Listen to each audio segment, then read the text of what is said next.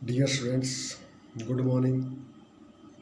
आज का हमारा विषय है कविता नंबर 8, जो कि गोस्वामी तुलसीदास द्वारा रचित कवितावली के उत्तरकांड से ली गई है।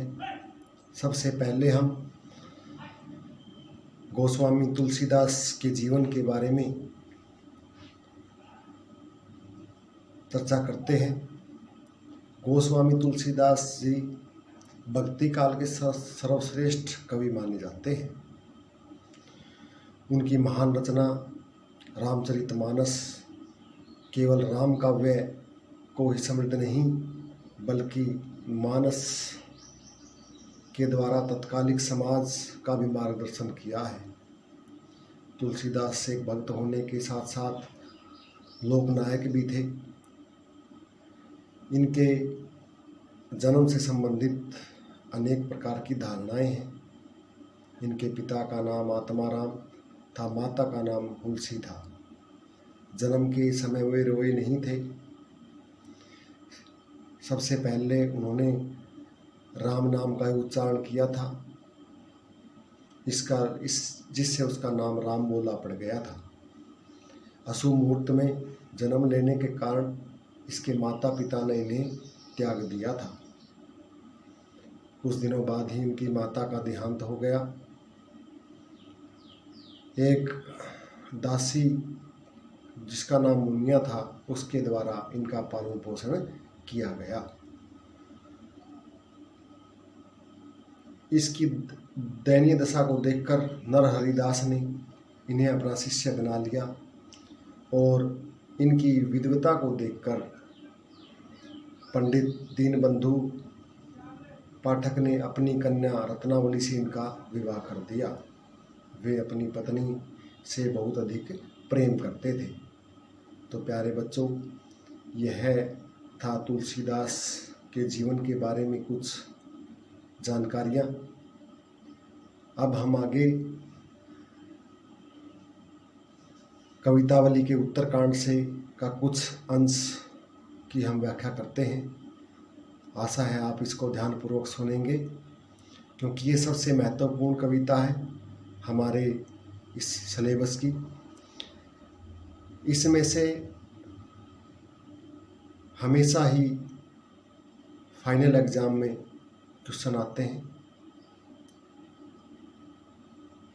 तो प्यारे बच्चों, आप इसे ध्यानपूर्वक सुनेंगे। डियर स्टूडेंट्स, तो हम शुरू करते हैं कवितावली। किस भी किसान कुल बनिक भिखारी भाट, चाकर चपल नोट चोर चार चेटकी। इसमें कवि ने संसार में मजदूर, कृषक, व्यवसायी, वैश्य, भिक्षुक, भाट, नौकर चाकर, चंचल, नट, चोर, दूत, जादूगर सभी लोगों को अपना पेट भरने के लिए तरह तरह के कार्य करने पड़ते हैं। पेट को पढ़त गुण गढ़त चढ़त गिरी।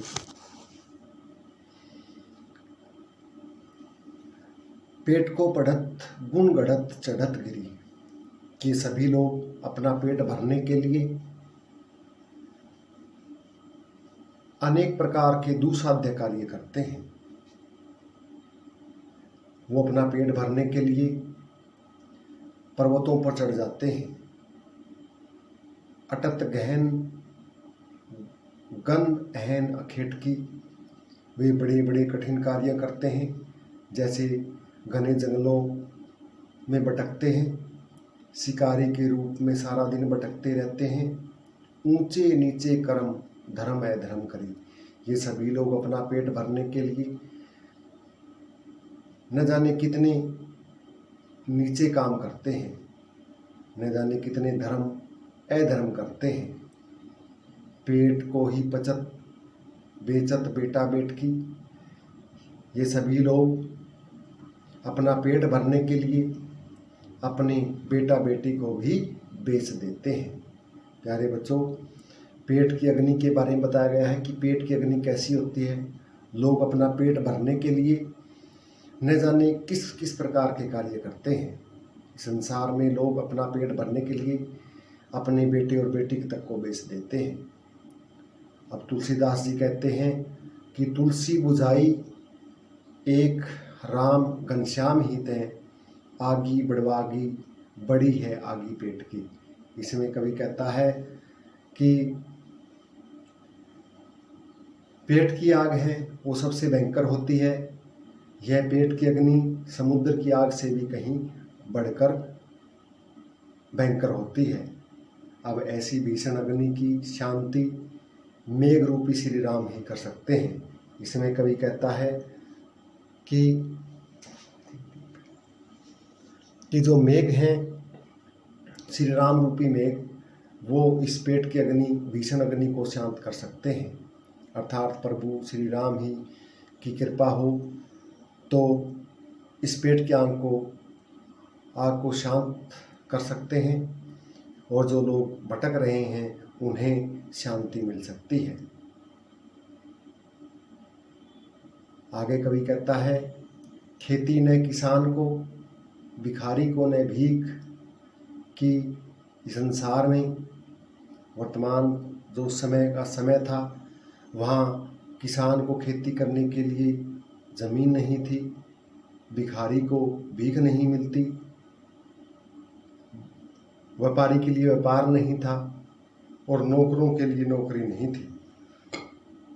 इस प्रकार के लोग कहते हैं, जीवन विहीन लोग सिद्धिमान सोच बस, कि जीविका से विहीन यानी कि बेरोजगारी से विहीन लोग सिर्फ यही सोचते हैं, कहे एक एक कन सो कहाँ जाए क्या करें।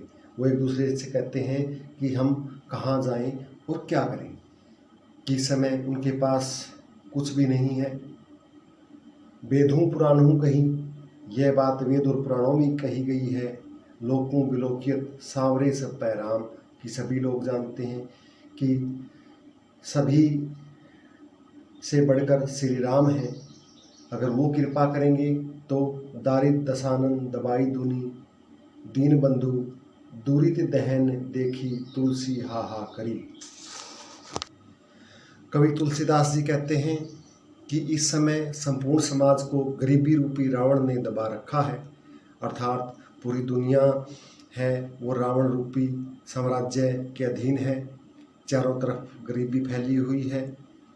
तुलसी जी प्रभु से प्रार्थना करते हुए कहते हैं कि हे दरिद्रता को जला देने वाले प्रभु श्री राम, आप तो कष्टों का नाश करने वाले हैं, अतः आप ही हमें इस गरीबी रूपी रावण के चंगुल से बचाइए, क्योंकि आप ही दुनिया से गरीबी को दूर कर सकते हैं। तो प्यारे बच्चों, यह थी आज का अंश, पहले 2 पैसेज। आशा है आप इसको ध्यानपूर्वक सुनेंगे और इसमें से जो क्वेश्चन आएंगे उसे आप अपनी फेयर बुक में नोट करें। धन्यवाद।